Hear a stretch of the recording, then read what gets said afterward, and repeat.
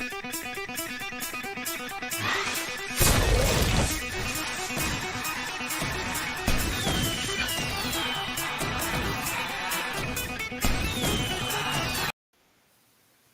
guys, welcome to the Thunder from Down Under podcast. I'm your host Graham Solomon, and as per usual I ask you to hit the like button, hit the love button, give us some love. We're coming to you live with our third week of our three-part series with our fantastic coach Rayana Starre, who's a strategic business coach who works with a lot of real estate investors. Week 3 is accountability, and Rayana will talk about support and accountability in a sec. But just before we do, always go to the Graham Solomon Thunder from Down Under YouTube channel, subscribe, hit the subscribe button, hit the bell icon so you get notified. And then when we go live with our intro comes in, you can rock to that and then bang, we're in here. So I'd just like to welcome and thank Rayana again for coming in. This is her 4th week. She did an interview with us and then she's come in for this is the 3rd week of the series. And I hope you guys have just got as much out of it as I have. It's just been some real thunderbolts in there, and I want you to smash the like button and the heart button for Rayana for spending so much time in here with us. Do that. Any comments, go in the comments, leave some comments for Rayana and give her a round of applause with some comments. And just you can see going across the screen at the moment, if you want to jump into Restream, you'll see the link going across the screen. You can register and we can actually see who it is in the chat. And you can actually ask some questions or make some comments for us. This is something new we're going to do. So with all that out the way, I'd just like to say hi, Rayana, and thank you for coming in again. Hi, Graham. It's great to be back. Now, week 1 was mindset. Week 2 was habits, which is a very important topic, and we had a bit of feedback about that. People seem to really understand how important that is. And then accountability. Now that's probably right up there with the other 2 headings. Now accountability, and we had sort of / support we spoke about. Now, do you want to introduce us into that topic and what that means to the punter at home who's either new or been going for a while in real estate, and what that all means? Sure. So they all work together. It starts with mindset, because if you have limiting beliefs or fears, you're not going to take action. But then once we get through those and clear them, because I'm an NLP certified coach, so it's working on that mindset on a deeper level, getting it at the unconscious level. We're not just saying putting Band-Aid on a broken leg. We're talking about ripping up limiting beliefs and fears by the roots and tossing them like never to return again. And then once we decide what actions we need to take in business, whether you're a real estate investor or an entrepreneur, there's certain routines, habits, processes, systems that you have to get down that need to be just the backbone of the business, that focus around revenue generating activities as well as operations. If you're not organized and tracking things and keeping track of things, you're going to cut your business will fall apart at some point as well. Accountability is the glue that pulls it all together. Accountability, support would fall under accountability. All accountability is, if you break that word in half, it's accountability, the ability to be of account, meaning you are willing to be held accountable for your actions, for your promises. And when you're starting a new business, it's overwhelming. There's a lot of things to learn, a lot of hats you wear, a lot of tasks you've got to do until you start leveraging technology and other people's time and talent to scale. But even then, the work is you've got to develop those standard operating procedures, those SOPs for each job that you're doing in your business. So when you do delegate it to someone, there's some kind of organization. It's not chaotic. It's easy for you to train them and supervise them. Expectations are clear. What accountability does is basically accountability is fulfilling on your promises. It's doing what you say you're going to do. And people are either internally or externally motivated, and sometimes we're a little of both. I'm a very internally motivated person. I can work a remote job. I can have my own business. I have a work ethic and I'm a self starter. So I don't need the 9 to 5 and someone else telling me what to do to get up and do what I've got to do. But a lot of people do need that. So, in a way, working for someone else provides automatic accountability because you have to show up, you have to punch the time card, all that. So, traditional jobs have built in accountability because people are expecting you to show up. If you don't show up, you get fired. As a real estate investor, I say back yourself into a corner and burn the bridge behind you. And the way to really succeed in this business is face your fears and just go for it and check your ego at the door and put yourself in a position where you leverage accountability, where if you have a lot of pride, this will work for you. And that is really back yourself in a corner and promise to a lot of people, be accountable to a lot of people so that there's nowhere for you to run or hide. It's difficult. Accountability is very confrontational. We're confronted by that. And if you, what I say is, and then I'll take a breath and give you a chance to pipe in there, Graham, because we're both talkers. So I don't want to steal all the thunder from Mr. Thunder Down Under. But the main thing, my thing about accountability is when you don't have a lot of internal motivation, meaning you'll hold yourself accountable. In a lot of areas of my life, I have strong internal motivation. I don't need other people to hold me accountable. But there are a couple areas of my life that I do need external accountability. And so external accountability is like an accountability buddy or like our Unstoppable Real Estate Investor Boot Camp.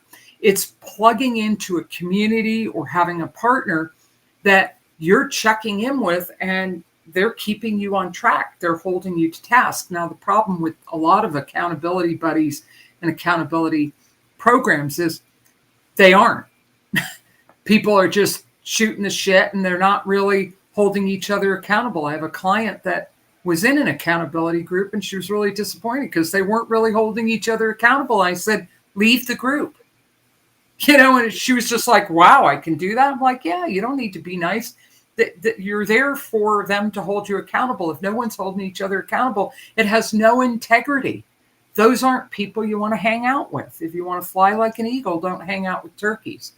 So accountability brings out the best versions in ourselves because we care what other people think. So you can leverage that. Often that's a negative thing. We're worried about what other people think, but you can leverage that with accountability. Caring what people think can be a really good thing because we rise to the occasion and we are the best versions of ourselves when someone else is watching. Yeah, I mean, there's a lot in there. The first thing I was going to say is when you started doing that visual about pulling Band-Aids off and ripping stuff, I'm just going, ouch, because accountability can be a bit ouch. Yeah. Just personally, I've been lucky enough to been drawn in different stages of my life to characters that just hit you right in the face with it. And I think that's the best way. Don't have a fluffy accountability partner. Have someone that is just one of those characters that just hits you between the eyes, and then you've got nowhere to hide. But you've brought up some really interesting points there. A lot of people when they're first starting off, they do it. They haven't got a network. Their family are saying you can't do this. You're an idiot. So one of the main points you said there is, surround yourself with people that will make you accountable. But maybe one of the points is to surround yourself with people that are further ahead and are high achievers because they'll drag you along. They won't let you just sit stagnant. So that's one of the points I took out of that. And the other thing is we obviously know that that's a coach's job, a coach to come in and keep you accountable. And by the time you actually get to a point where you can engage a coach, coaches don't muck around. They've been in the business a long time. They know all the trigger points. They know when you're trying to avoid. So that's probably the number one thing. But for people that can't afford that when they start off, your advice would be to probably find people that are even a little bit more advanced than you and Absolutely. get in there. Yeah. Make some commitments where you say, I'm going to do this out in public. and bang, you've got nowhere to hide. So that's the meat and potatoes, isn't it? You've got to. Yeah, and then there's wisdom in your words there, Graham, because if you're learning something that you haven't mastered yet, always hang out with people that are better than you, that are succeeding. That's what, if you want to fly like an eagle, don't hang out with turkeys means is look around you. Are the people that you are hanging out with achieving the results you want, or are they all just beginners or struggling or not really taking it seriously or not really putting in the effort? It's time. And I'll tell you, that's been tough as a coach with some of my clients, where I've had to have a straight conversation and say, you know, is hanging out with those particular people, I know they're your friends, but, and I'm not telling you who to have relationships with, but are they really reflecting the level of success you want to have in your business? And typically they know. They'll be like, yeah, I know what you mean. I've been thinking about that. And it's like, start hanging out with people that are doing more than you are, that are, even if they're just a step ahead of you, because it's going to make you stretch, because there is so much research out there that if you look at the people in your life, you will be able to tell how successful you are.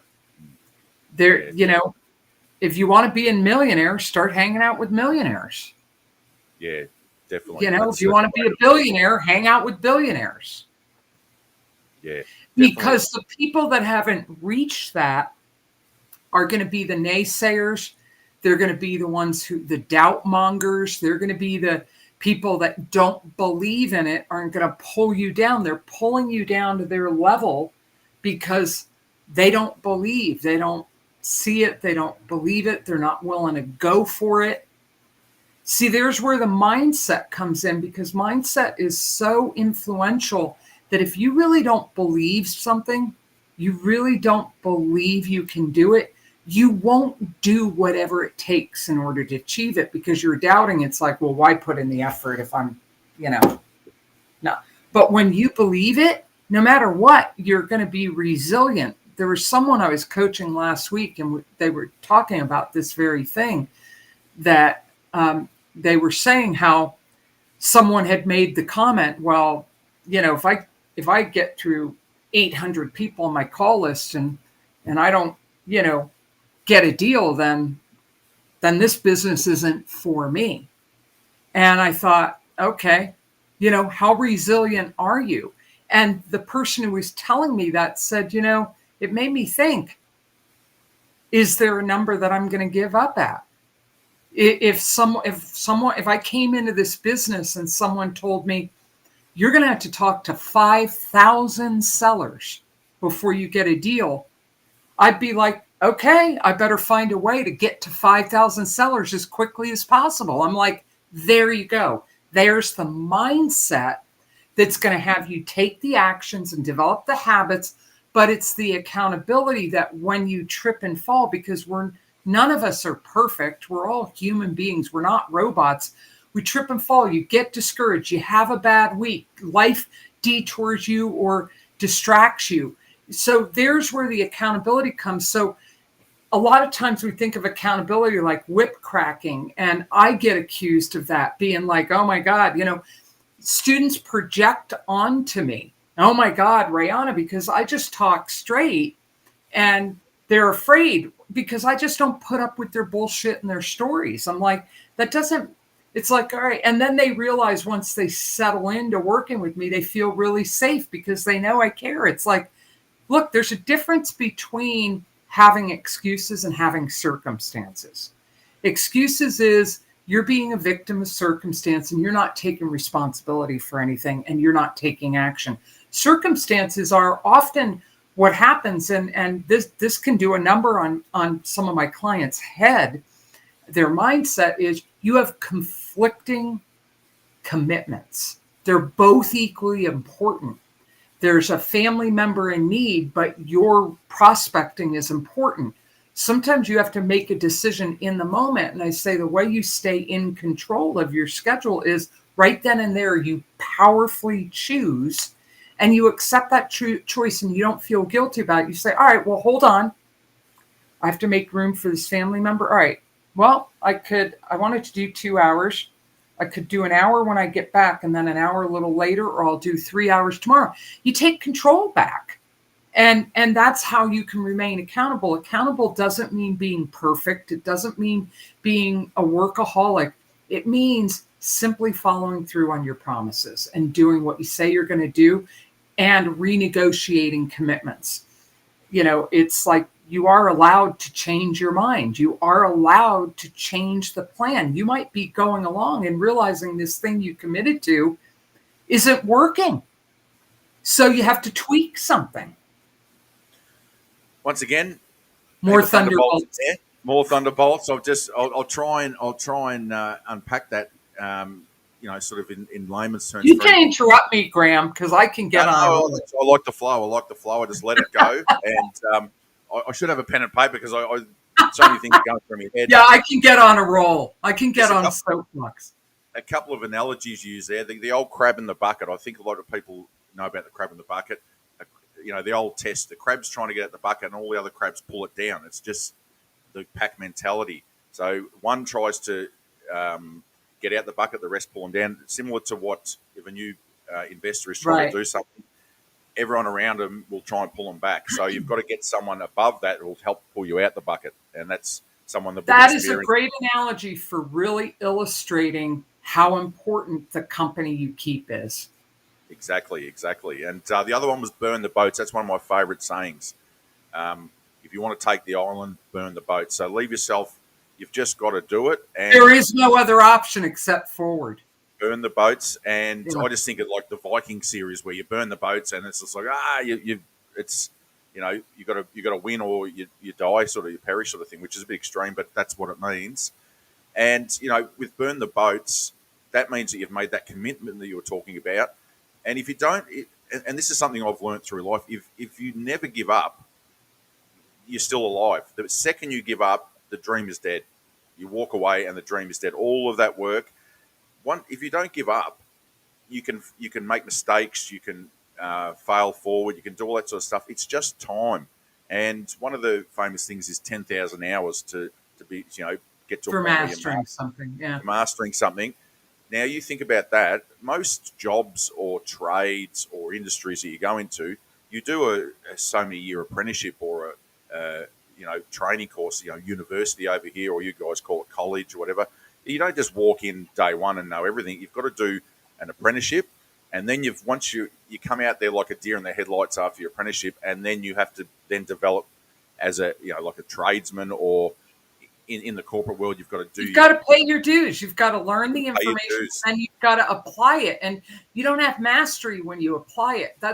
So you have to adjust your expectations that they're realistic for your skill level. That's where habits and routines come in. And oftentimes, well, all the time when I'm working with students who are developing habits around marketing, because that's the heartbeat of the business, and they get discouraged, I'm like, well, don't focus on results right now. We're just developing a habit. Focus on the skill and the practice and the activity itself. Let go of expectations and outcomes and results initially. What you're doing is you're developing a habit and you're developing your skills. It's a process right now. That's what you focus on, is process and progress first. Then the results and outcomes will come after that. Yeah, definitely. And another one, we go back to the sporting analogies. That's why you got a scoreboard, so you can see who's winning, see how there's a scoreboard. Now, I know a lot of coaches use scorecards when you're talking about marketing and cold calling. Or they use scorecards and accountability things where you have to fill them out each week, and the numbers don't lie. When you look up at the scoreboard and the score's 62 to 42, you know who's won. You can't argue with that. And this is the thing. Like, I think most people, when they're to an intermediate stage and beyond, have already developed those processes and habits that you've talked about just through routine.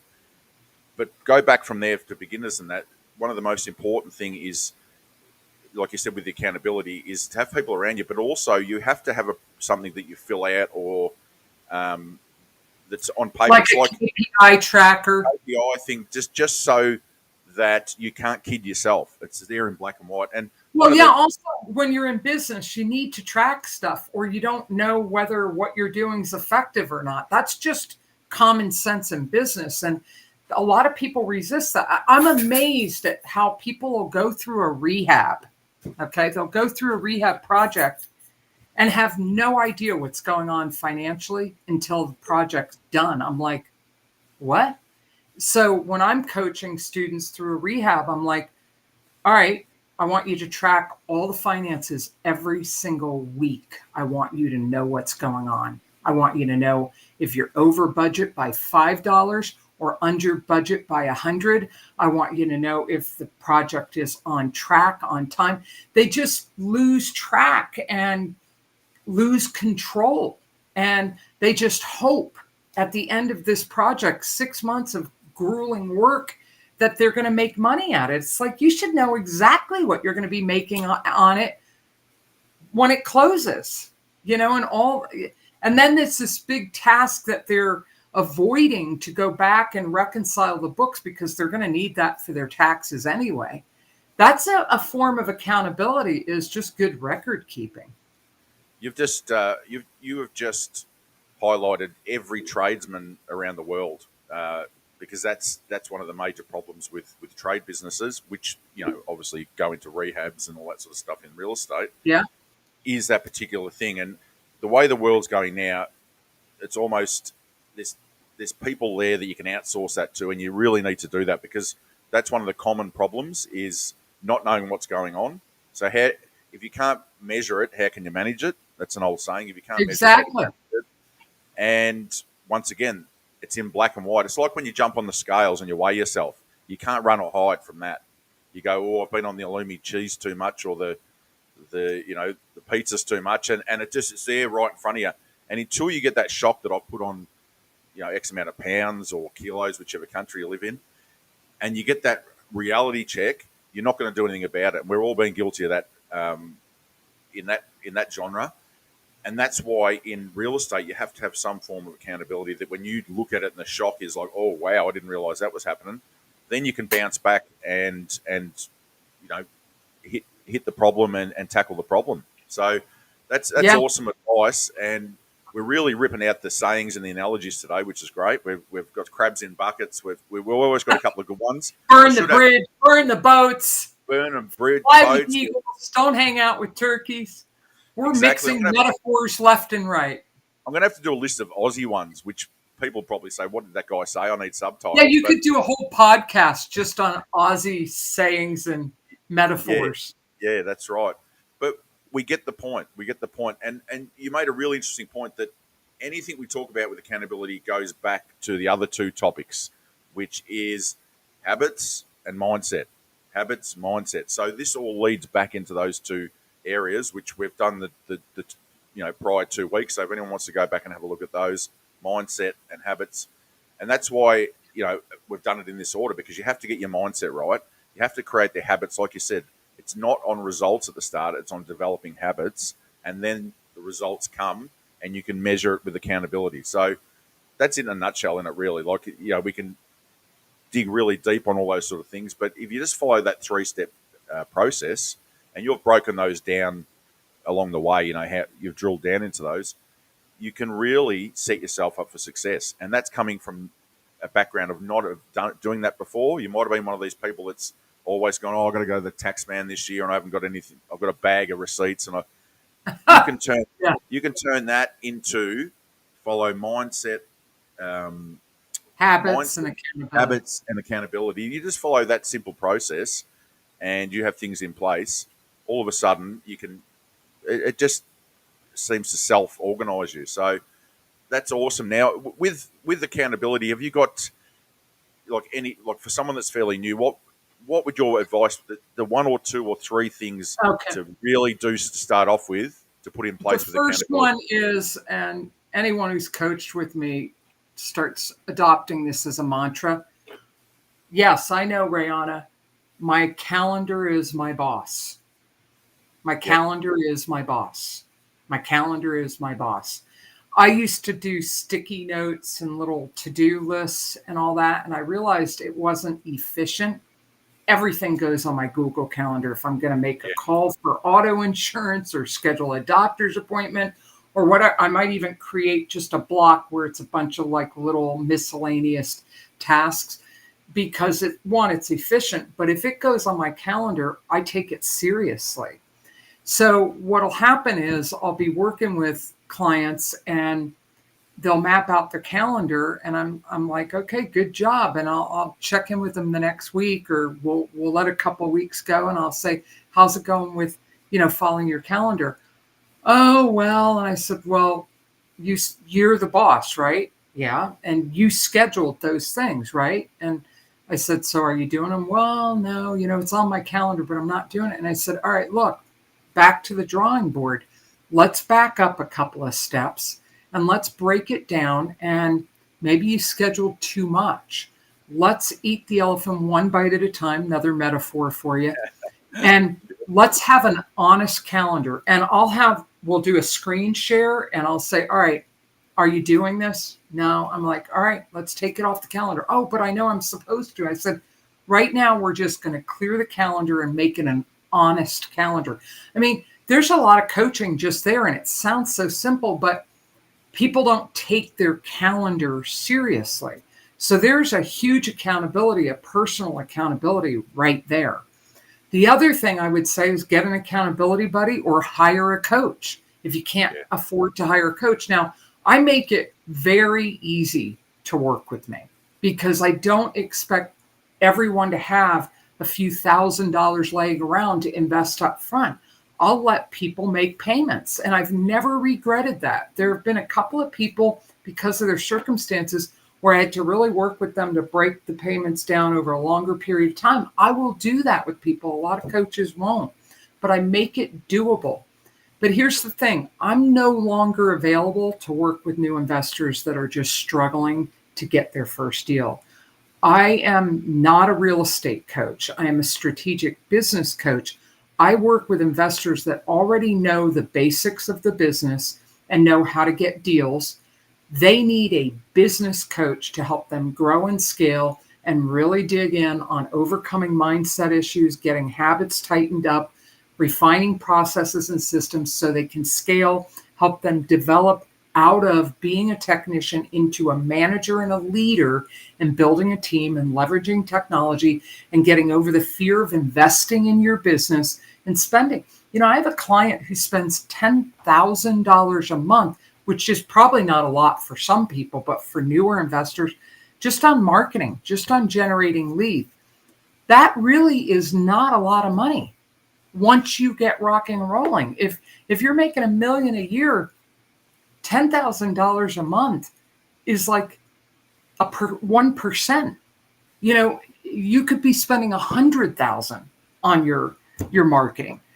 So I would say the schedule and either hire a coach or get an accountability buddy. And you don't get an accountability buddy who's your partner in crime.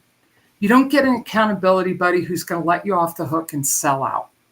You need an accountability buddy that has actually a backbone and integrity, and they're serious about this. Like, it's important to them, and that you actually hold each other accountable. Doesn't mean you have to be a hard ass. It's just like, matter of fact, there's a structure to your calls, and it's not shooting the shit. It's like, okay, you set this goal for this week. How are you doing? Did you do that?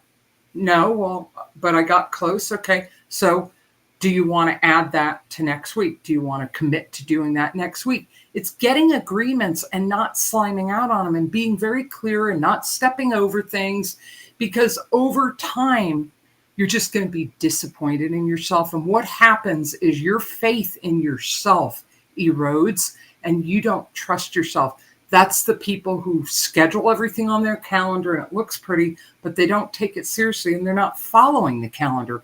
That has no integrity. Don't bother. Start small then. If that's overwhelming and we start with one activity. What's one activity that is important to you to start doing right now? Let's just focus on that. So you break it down and you break it down to, I call the power of small. Yeah, yeah. That's a huge tip is your calendar, and I resisted that for a long time. Being from a tradie background, I used to run my business on the back of a cigarette pack and on the top of That's of a so contractorish. yeah, That's so tradesmanish. Yeah. on the top of a cart. So until my lungs went on me and my kidneys nearly failed, I thought, right, I got the Google Calendar, and my health has improved, and I've never looked back. And I resisted it for a long time. And one of our dear mutual friends, Patrick Yapez, Yeah.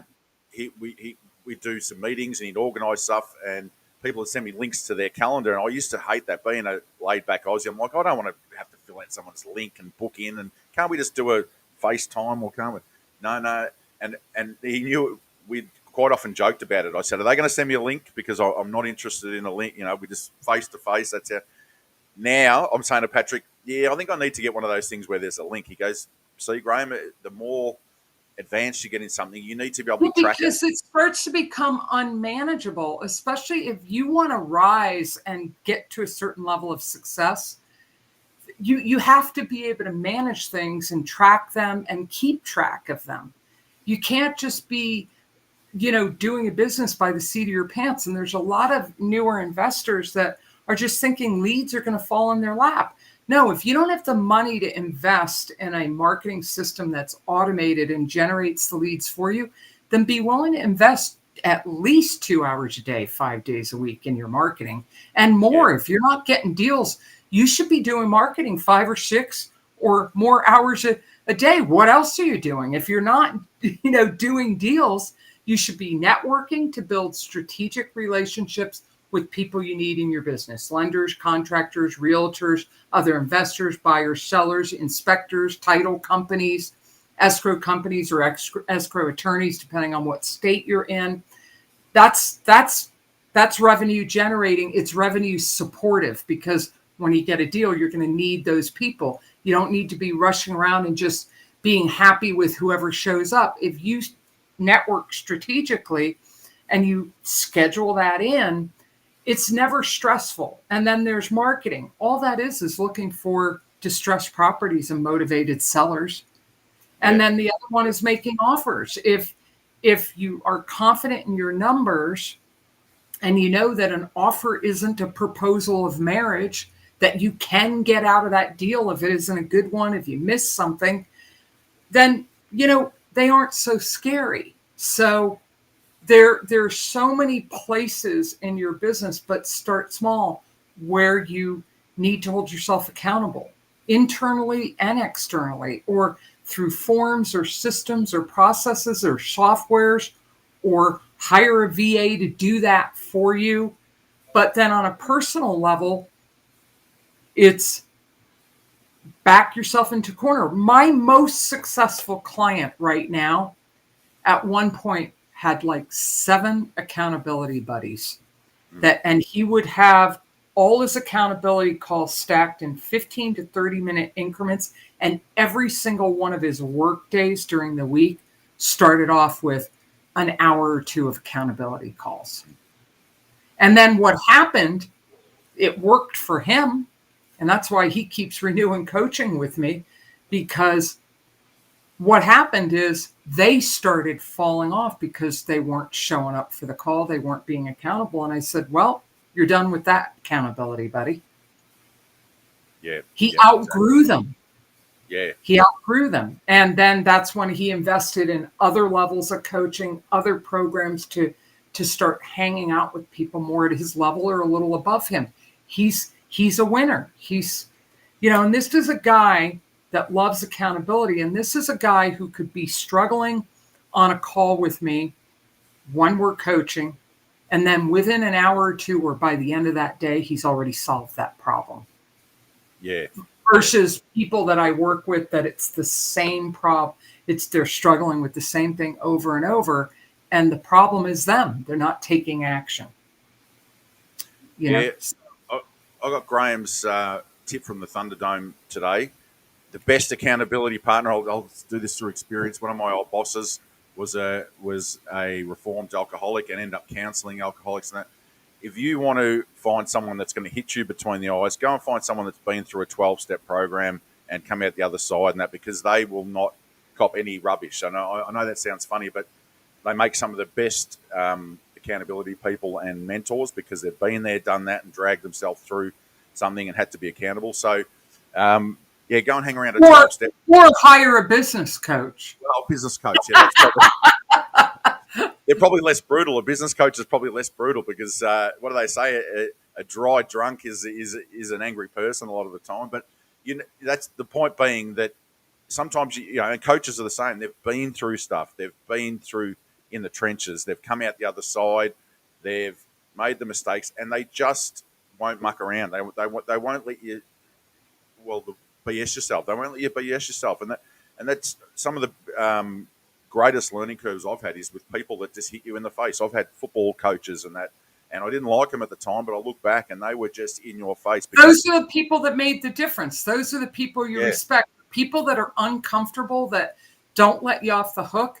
You want people like that in your life. There's that is accountability built into a relationship there. And the reason you're uncomfortable around them is you can't hide. You can't slime out. They're expecting you to be the best version of yourself. And and you're uncomfortable around them because you're either not at that level or you're not being willing to be held accountable, and you want to hide out. And here's the thing, though. There's a cost and a consequence for taking the easy road and having things be comfortable and complacent. Is you're sacrificing your life one day at a time. Every time you just don't do your marketing that day, there's another day, another week, another month, another year goes by. I have had people who've hired me to coach them that have been new real estate investors for 4 years. For 4 years, they've been learning, workshop junkies, but they're never out there taking action. And they seem coachable, but they're not, because they're not taking action, and they're letting fear stop them. And so, you want to have people that scare you a little in your life, not in a bad way, but they scare you. You're intimidated because the level they operate at, their character, it makes you want to be a better person. And, it's interesting to me when people in the current boot camps that I've got running right now, people are a little afraid of me until they get to know me a bit, because I have that effect on people sometimes. When you're a confident woman and you're outspoken, people don't know what to do with that. And it's a little intimidating. And I don't mean to be intimidating, but I'm very authentic, and I'm comfortable being authentic and straightforward. And I think it's very efficient. And there are a lot of timid people out there and insecure people. The cost or consequence, though, of not following through, and that's all accountability is, helping you follow through. All it is support, really. If you want to take the sting out of accountability, all it is support. Someone who's cheering you on and not going to let you off the hook. It can be a whip cracking. I saw someone advertising for a coach because he's on his way to becoming a billionaire, and he doesn't want some mamby-pamby coach. He wants someone who's not going to take shit because he knows what he wants to accomplish.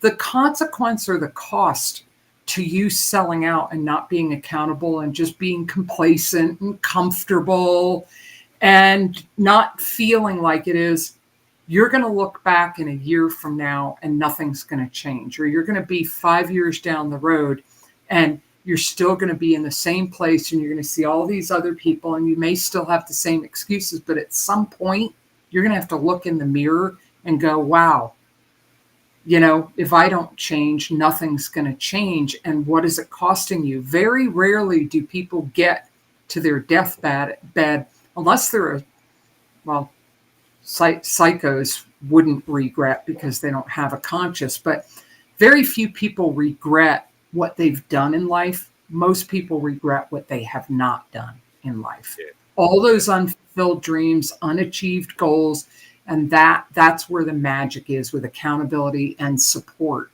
Meaning it doesn't have to be this tough carrot and stick thing. It could be just someone who cares, someone who's witnessing, someone who's there by your side. A lot, entrepreneurship can be so lonely. You feel alone. Knowing that there's someone who cares that you're going to be checking in with. A lot of people come to coaching calls wanting to impress the coach, and I get a kick out of that because I'm working for them. But there's something about that they want to impress the coach. That's the accountability. If that motivates them to take action because they're afraid of what the coach thinks, great. But most coaches, if they're worth a damn, aren't coming from a judgmental place. You're always in a neutral, objective zone so people can come, whatever. And it's your responsibility to get your judgments and your crap out of the way so you can be present for clients and really hold them accountable. So you have to match clients where they're at. There are different flavors and styles of accountability. I have more timid, sensitive clients that I still hold accountable, and I still don't sell out on them, but I've got to be more nurturing in my touch to them. And then there are people like, no, I just want you to tell me like it is, Rayana. I like it. Just tell me, So I had this couple I was coaching, and I'll wrap up here. And they've been with me for a year and a half now. And I found myself like I can have periods in my life where I've got like a potty mouth, it's just every other word's a cuss word. And it's not all the time, but I have periods. And I was just using a lot of cuss words on this coaching call and just caught myself and went, oh my God, I'm so sorry for my potty mouth. And both of them said, and they're a pretty refined couple, upper middle class. They're doing a great job. They're crushing it in their business. They have 2 businesses. And they said, no, Rayana, we like your potty mouth. We like your potty mouth. We want you to be direct. No, it just makes the point, So as a coach, I've got to meet people where they're at. I've got to be able to work with a timid person and a really confident, like, no, give it to me straight, Rayana. All accountability is someone supporting you who cares about you achieving the goals and dreams that you want to achieve. It's not someone imposing anything on you. It's someone standing for you, saying what you want.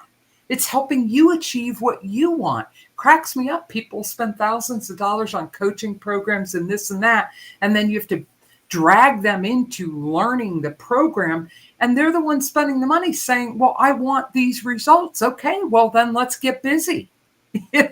That's all accountability is having you follow through and get busy. Yeah, and I mean, like you said, you're searching accountability and then resisting it. So that's a mindset shift. You've got to embrace the accountability partner, the coach, whatever you've got in place. You've got to embrace it because I love what you said. What you're trying to do here is better your life and fulfill your dreams. So you almost need to make a little thing for the wall somewhere saying that, if I'm not accountable, I don't reach my dreams. Have some pictures of your dreams. Do like a vision board with that because that's exactly spot on. They're your dreams and this is your life. So you're trying to aspire to that. So yeah, you need to take responsibility and put an accountability partner or a coach in place. That's your job. That's not it's not for a coach to walk out and start. Is there anyone here that wants to? You've got to put that in place, and then you've got to do your due diligence and find the right person. And it's a shame that I can't get you out here as an AFL footy coach because I reckon you'd be great in the huddle at 3/4 time with an inspirational spray and spitting all over everyone and getting all pumped up because that's the background that I've grown up with a lot of coaches, and they're passionate. They want you to do the best you can. And let's use another analogy. Imagine sending out a NFL team to play without a coach, and they're all looking at each other, going, "What do we do?" Right. And that's how important a coach is. That structure, and once again, the accountability from within the group. On top of that is you will do more for other people a lot of times than you do for yourself, so that you've got that team synergy. So if you've got 3 or 4 or 5 people in an accountability group, you'll push yourself harder for those people than you would for yourself. So, I mean, there's other thing about coaching, like with the sports analogy that you gave, Graham, is, some of the best coaches never played the game they coach. Yeah, that's true. So, Yeah, like, and with coaching, I remember this was way back when I was getting trained as a coach and certified. We were a bunch of us coaches were watching a speaker, a coach, and he's real cocky. I was kind of amused by this guy, and the topic of integrity came up out about you coaching people that are more successful than you or who have achieved things. Well, I do. I coach people that are more successful than me as real estate investors. That's why I don't call myself a real estate coach. But from a business point of view, the reason they keep renewing their coaching contracts with me is because I make sure they're getting value in the areas of mindset, habits, and accountability. I don't need to do more deals than them to be able to help them succeed in their business. Just like the football coach, some of the best football coaches, what a coach does is you have a neutral vantage point. You can see things more objectively. You're not emotionally involved. So you see what's going on. And that is a gift I have. I'm able to see things, patterns, what's missing. And I'm also very intuitive and wise. So I'll pull from that. And there'll be things that just come up spontaneously in calls that make the call phenomenal for the client, just because I use everything I've got, all my gifts, talents, experiences. And so the coach has an objective vantage point that they can see everything that's going on and just check in with the client. Look, what I'm hearing you say, because when you're in it, you can't always see it, yeah, that's when a you're in huge it, point. yeah, like I had someone who was drifting in one of my boot camps, and I'm not going to herd cats and babysit, but I do trust my intuition and say, well, it's my responsibility as the leader of the program to check in with people if they're MIA. And I'm glad I did with this person, because she has avoidance, and procrastination is a survival mechanism she learned when she was younger. It was how she learned how to survive in a very dysfunctional and chaotic family. And so I'm going to be doing an NLP session with her to remove some limiting beliefs and help her with that, because her life is falling apart because of it. She's not able to follow through on anything because she avoids and procrastinates, and she's seeing it, but she feels stuck. She doesn't know what to do about it. Holding someone like that accountable isn't enough. There's something under the surface. So we go back to mindset. So there's that interrelationship of why the foundation of my coaching philosophy is mindset, habits, and accountability, because it deals with everything. It deals with the thoughts happen before the thing that's done happens. The thing that's done happens, but it's not habitual unless there's accountability, support, and follow through, because developing new habits and routines, it is not easy. It's not easy. That's where the support and accountability comes in. People can be afraid of accountability or look at it like support. Oh, there's someone there that cares, who's going to make sure I'm doing it, even when I don't feel like it. And I say this all the time to people. I'm always tattling on myself. And I just say, look, my best days are the days where I just show up and say, all right, this is the first thing on the calendar. There have been many days where I didn't want to work, and I just did what was on my calendar. I just showed up. Most of the time, that's all it is. Just show up. Show up when he said you would. What's on your calendar right now? Just show up. And often it's just about getting started.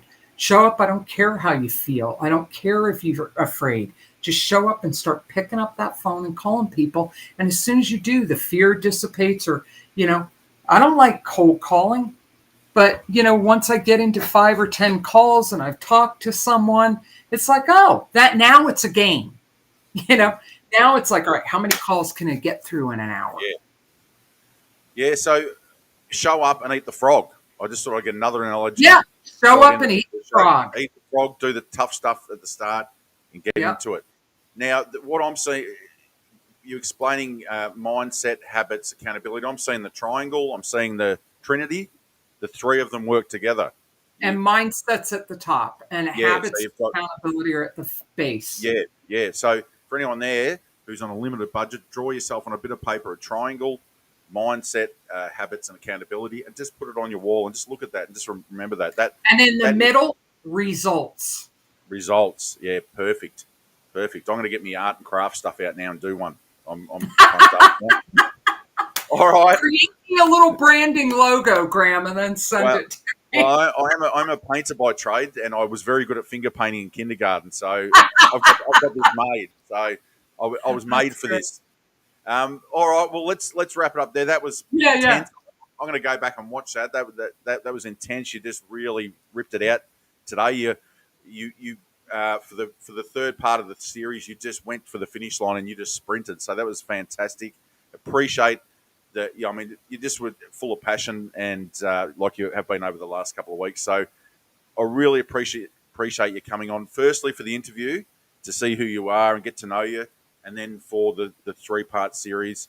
Awesome. It's going to be archived in YouTube for forever. So anyone can go there on the Graham Solomon Thunder from Down Under podcast. You can go there on the YouTube channel. Now, I'm just. Is there anything final before you go? Because that's it. This is the end of the Holy Trinity, the 3-part series. Would you like to finish with anything, or is that it? You just say Yeah, sign out. look. If some of these what I've said resonates with you, and you know you need help of some sort, please contact me. You can reach me at Rayana, Rayana at Catalyst Coaching Solutions LLC.com. That's my direct email.